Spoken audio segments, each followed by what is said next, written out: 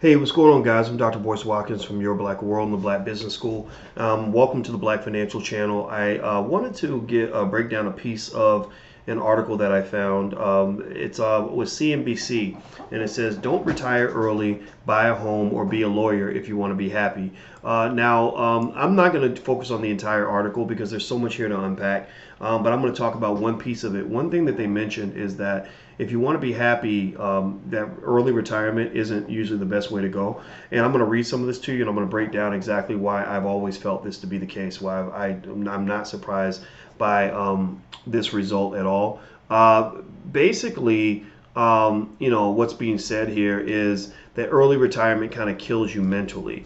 According to CNBC, it says that retiring early has been the ultimate dream for many who wouldn't want to cut out the 9 to 5 existence by age 50 or 30. But before withdrawing from the working world to spend your days sipping pina coladas, consider that early retirement might not be so healthy for your happiness. Cross-sectional studies have found that workers who retire early tend to be less happy than those who stay in the workforce till the age of 65. Additional studies also found a connection between retirement and memory, as some economists call it, mental retirement.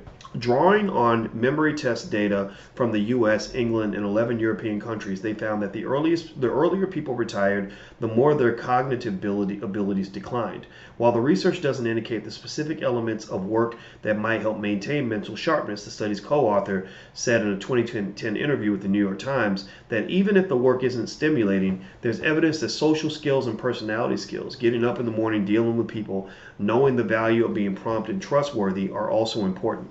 He says, "I'm not against early retirement, and I'll bet that there are a bunch of early retirees who have no regrets. Ask any financial planner, and they'll tell you that what separates happy retirees from unhappy retirees really just comes down to having a solid pre-retirement plan." So while I'm certainly going to break into more of this at the Black Financial Channel, I really wanted to kind of bring up, sort of, I guess, the Boyce Watkins theory on why this result wasn't surprising. At the end of the day, a lot of what drives our happiness, I found, I'm obsessed with happiness, because when I was in high school, I used to suffer from some depression. I wasn't real happy in life, and but about 19, I figured it out. And I've been really happy since I was 19. I'm a very extraordinarily happy person because I decided back then I realized that the benefit of actually going through depression was I learned that happiness is something that can be and should be very deliberate. Like you can choose to embrace happiness and figure out who you are, figure out what's going to make you happy, what's not going to make you happy. Don't let other people make you happy or unhappy, and don't let circumstances make you happy or unhappy. Drive that internally. That's how you find happiness, in my opinion. But anyway, one thing I really believe that's very important for your happiness is having a sense of purpose.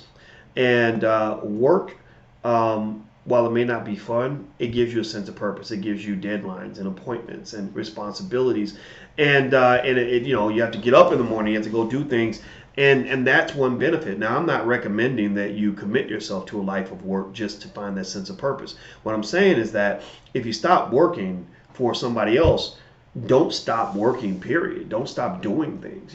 Don't think that you just want to sit and watch Netflix all day, because that can lead to depression. That's why you have I remember reading about Deion Sanders. When he was making all this money, he had all these women and was getting invited to all these parties and everything. He was very depressed and he couldn't understand why. He actually tried to kill himself at near the peak of his career, if I'm not mistaken.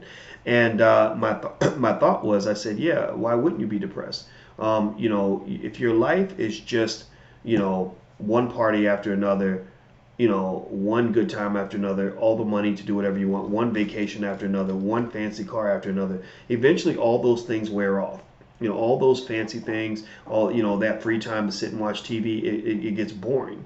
Having a new car every week, it gets boring. For men, a new woman every week, it gets boring. So what Dion actually found was that what gave him fulfillment and purpose again was actually his relationship with God.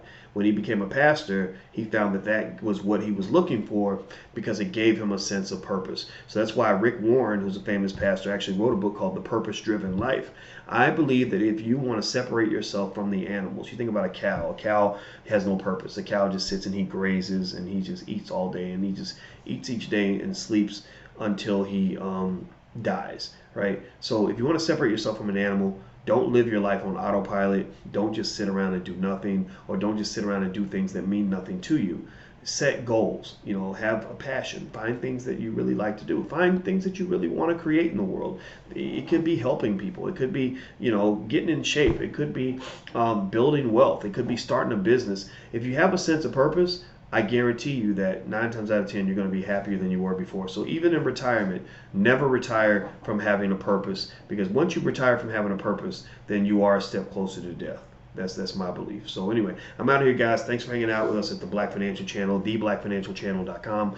If in case you're watching this in August, I'll be in Atlanta very, very soon doing a seminar. You can go to drboyceatlanta.com. And also, if you want to learn to buy your first share of stock, I have a free training you can get. Just go sign up at blackmoney100.com. That's blackmoney100.com. So take care. Hit the thumbs up button, share, and subscribe. And I'm out of here, guys. I'll see you soon. Bye-bye.